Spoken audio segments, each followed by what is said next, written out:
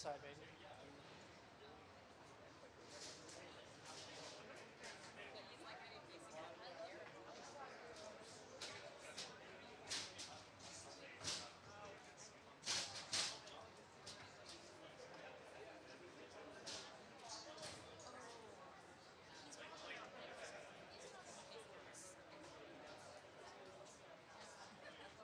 Excuse me. I guess there's not room. I thought there was a slot.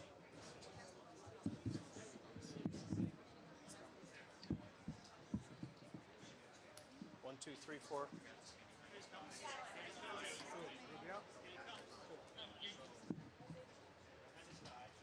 Secretary Rubio. Secretary Rubio. You guys good? Yes, sir. Hold on. Shh. I gotta give a chance for your producers to pick it up. All right. I have a couple updates for you. The State Department is now actively, as it has been now for the last 72 hours, implementing our plans to help Americans in the Middle East be able to depart. As of a few minutes ago before I left, 9,000 Americans have been able to leave the region since the start of this war. We have about 1,500 Americans that are requesting assistance with departure. We have identified and continue to identify charter flights, military flight options, and expanded commercial flight options, meaning working with the airlines to send bigger airplanes with more seats, and the combination of those three things. The impediment we're facing now, in many cases, we've had a couple instances in which we have planes in the air and on the way, and unfortunately the airspace gets closed and they have to turn back around, so we're working through those challenges. Here's the message I want to deliver Americans who are in the Middle East and in need of assistance. It is very important, and I ask this of the networks as well. It is important for you to please put both the website and the phone numbers on your screens, because we need people. We need to know where you are. We need to know. We need to have contact information for Americans that need assistance. They have to register with us, because as these options begin to open up, and as they open up, we have to be able to call you. We have to be able to reach you. We have to be able to know where you're staying, so we can get this information to you and coordinate appropriately. And it'll be a variety of methods: charter flights, military flights and transports, expanded commercial opportunities, and in some cases land routes that will allow them to go to neighboring countries who might have open airports at that point. So it's a lot of different things here that need to happen in order to move people, but it all starts by knowing that you're there. It all starts by knowing that where you are and how we can get a hold of you. So I'm asking the networks and all of the media outlets, please publicize the two phone numbers that we've put out, as well as the website, so people can contact us and register. We've had, thousands of people call already. As I said, we've identified almost 1,600 that are requesting assistance with departure, but we need you to please be able to identify that. As I came in, I also saw the media reports about Dubai's consulate. The last update I had with seconds before getting before these cameras was that a drone unfortunately struck a parking lot adjacent to the Chancellery building and set off a fire in that place. All personnel are accounted for. As you're aware, we began drawing down personnel from our diplomatic facilities in advance of this. In the cases, for example, of Beirut, we basically drew down to bare bones, as well as in Baghdad and in Erbil and in a couple other posts as well. So we've been very fortunate, obviously, but our embassies and our diplomatic facilities are under direct attack from a terroristic regime. With an update, I will obviously refer you to the Department of War. Suffice it to say that our objectives remain as they've been identified from the beginning and by the President laid out clearly yesterday. Iran can never have a nuclear weapon, and we will now not allow Iran to hide behind the immunity of a massive short-term ballistic missile inventory or the ability to make them or launch them. And so CENTCOM, in a joint operations, is carrying out a systematic destruction of their missile belt, destruction of their launchers, and destruction of their ability to make these, as well as the destruction of their Navy. From what I've been told by the Department of War, everything is on or ahead of schedule and proceeding on these objectives. We have every confidence in the world that these objectives will be achieved. The last point I would make is, and I said this yesterday and I repeat, what's about to, you're about to see, we're going to unleash Chang on these people in the next few hours and days. You're going to really begin to perceive a change in the scope and in the intensity of these attacks as, frankly, the two most powerful air forces in the world take apart this terroristic regime and defang it and take away its ability to threaten its neighbors or hide behind a zone of immunity that allows them to develop their nuclear ambitions. This terroristic, radical, cleric-led regime cannot be ever allowed to have nuclear weapons. We saw what they were willing to do to their own people. They were willing to slaughter their own people in the streets. Imagine what they would do to us. Imagine what they would do to others. Under President Trump, that will never, ever happen. All right? Yesterday you talked about Israel. Mr. Secretary. Please, guys, I can't hear them all. Yes. Yesterday, you told us that Israel was going to strike Iran, and that's why we needed to get involved. Today, the president said that Iran was going to get. Yeah, your statement is false. So that's not what I was asked very specifically. Were you there yesterday? Yes, I asked okay. a question. No, did you? Were you the one that? Because somebody asked me a question yesterday. Did we go in because of Israel? And I said, you were asking me that follow-up, and I said no. I told you this had to happen anyway. The president made a decision, and the decision he made was that Iran was not going to be allowed to hide behind its ballistic missile program, that Iran was not going to be allowed to hide behind its ability to conduct these attacks.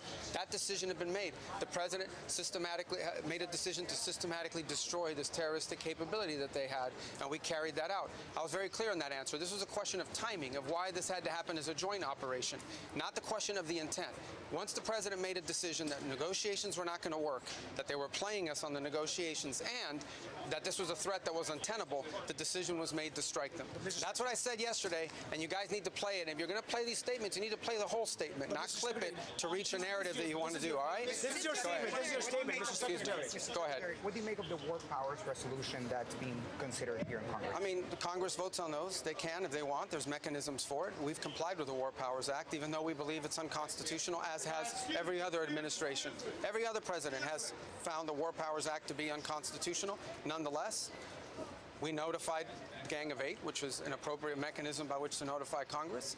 We sent the notification within 48 hours, the way the law requires. I'm here today to have, I don't know, my 6th or 7th briefing before the entirety of the House and Senate, which is far more than I ever got from any administration in the time that I was here, certainly when I was a member of the Gang of Eight. And so we've over-complied with the law and what it requires. This is an action by the president to address a real threat. This is hostilities designed to eliminate a threat to the safety and the security of the United States and to our allies. Mr. Secretary, can I Was there a plan in place to evacuate Americans before the attack took place? Well, that's the plan we're trying to carry out. The problem is, or the challenge we are facing, is airspace closures. If a country closes their airport, for example, in some cases the airports have been hit. So the airport in Kuwait was hit. So if an airport's been attacked or the airspace is closed, then we can have the planes lined up to go, but we can't get them to land because we don't have the permissions to land there. So that's the challenge. But rest assured, we are confident that we are going to be able to assist every American. As I told you right now, we have about a little over 1,500, maybe closer to 1,600 Americans requesting assistance, and we know that we're going to be able to help them. It's going to take a little time because we don't control the airspace closures. That said, there may be more people out there that need help. We need to know who you are. So please, I'm asking the media, publicize the phone numbers and the website, because we need people to call in so we have their name, we have their contact information, we have their location and their request. So as these opportunities begin to open up, we can act very quickly to reach them and get them out of harm's way. Mr. Secretary, I want to just clarify what you said. Because you said there's nothing to clarify. But you said I would get that. No, but you have to read. If you're going to read the whole statement. But your quote is about, we knew that there was going to be an Israeli action. We knew that would precipitate an attack. Yeah, no, I understand. But listen, all right, let me understand. But I had a very specific question from that gentleman, right? The president said that. Hold on one second. I asked he may have forced Israelis. Okay, but let me answer, because this is my press conference. Sure. Okay. You asked me, I was asked a very specific question. So you guys can misrepresent it, but I was asked a very specific question yesterday. The bottom line is this. The president determined we were not going to get hit first. It's that simple, guys. We are not going to put Americans' troops in harm's way. If you tell the president of the United States that if we don't go first, we're going to have more people killed and more people injured, the president's going to go first. That's what he did. That's what the president will always do. He will always put the safety and security of our men and women in uniform and of all Americans before anything else. He's always going to do that, and that's what he did here. In addition to that, I would argue that this threat from Iran, they are hiding behind these missiles and hiding behind these drones. They wanted to reach a point where you couldn't touch them, and then they could do whatever the hell they wanted with their nuclear program. And there is no way in the world that this terroristic regime was going to get nuclear weapons, not under Donald Trump's watch. So the U.S. attack had nothing to do with Israel. It had nothing to do with Israel. Go ahead. This operation, there's a general question of why the president gave the green light, and then there's a question of why did it have to happen this weekend? Are you saying it had to happen this weekend because of that Israeli action? No, this weekend presented a unique opportunity to take joint action against this threat. And we wanted this to have maximum success. We want this operation to be successful at achieving its objectives. I'll repeat the objectives. The president laid them out yesterday. Iran cannot have a nuclear weapon. It cannot have, and therefore it cannot have the things it was hiding behind to have a nuclear weapons program. What are those things? Number one, we are going to destroy their missiles and their missile launchers. We are going to destroy their capability to make these missiles and these launchers, and we are going to destroy their Navy. Those are the objectives, and this weekend, acting at this time, gave us the highest probability of success in achieving those objectives, and as the Department of War will brief you, we are on or ahead of schedule to do that. So the U.S. attack would have happened no matter what? Would the U.S. attack have happened no matter what Israel is planning to do? Israel was going to act with or without the president the had already made a decision to act on the timing. The president acted on the timing that gave us the highest chance of success. And that's what you're seeing play out right now. You're seeing it play out right now, and you'll see it in the days to come. We will systematically take apart their missile program. We will destroy their ability to sponsor terrorism, by the way. We will destroy their factories. We will destroy their Navy. Those objectives are going to be met. We're well on our way to meeting them. It will not be easy. There will be a price to pay for it, but that is a much lower price to pay than having a nuclear-armed Iran. I got to go brief these guys. Hold on. Yes. Yes, ma'am. Secretary, how heavily is the administration leaning into the 2001 AUMF for justification of these strikes? The what now? How heavily is the administration Well, that's not our notification to Congress. Our notification, listen, let me explain to you guys this in simple English. Okay? Iran is run by lunatics, religious fanatic lunatics. They have an ambition to have nuclear weapons. They intend to develop those nuclear weapons behind a program of missiles and drones and terrorism that the world will not be able to touch them for fear of those things. And this is the weakest they've ever been. Now is the time to go after them. The president made the decision to go after them, take away their missiles, take away their Navy, take away their drones, take away their ability to make those things so that they can never have a nuclear weapon. That's why the president made this decision. It was the right decision, and the world will be a safer place when these radical clerics no longer have access to these weapons. You see how they're using them now. Imagine how they would use them a year from now if they had more of these. All right, I got time for one more. Yeah, go ahead. Several Democrats criticized what you said and argued yeah, of that course they criticize. The question is, several Democrats criticize. They're going to always criticize. We've been doing this for years, guys. They come out. I'll tell you right now, they're going to come out after the briefing and say, we didn't hear anything. We have more questions than answers. You mark my words. But we still do these briefings. Go ahead. Mr. Secretary, their criticism was on the timeline. They said that Israel is dictating the timeline for the United States. No, and as you know, several people on the right have also agreed with that. How would you respond to that? Well, the United States made a decision. Under the President of the United States made a decision. This is intolerable.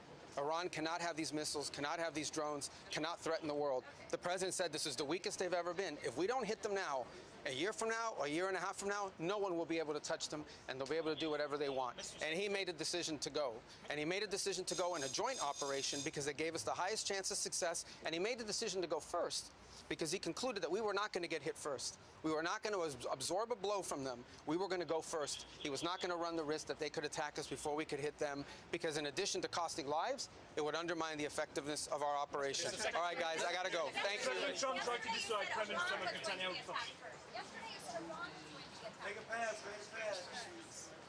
Thank you. I have to be quick. Look, America, the American people do not want an endless war. The administration doesn't seem to know what it's doing. Every hour there's a different rationale as to why we're doing this. And America wants this president to pay attention to the problems at home, not the problems overseas, particularly when no one has any idea of what the real rationale is. It changes every hour. DHS talks.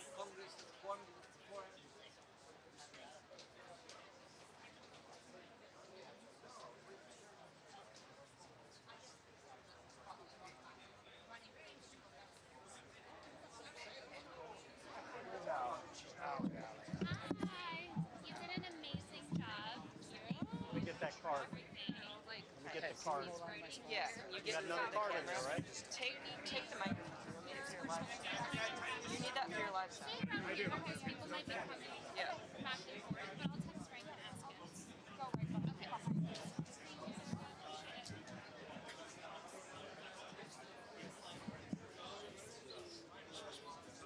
He's coming.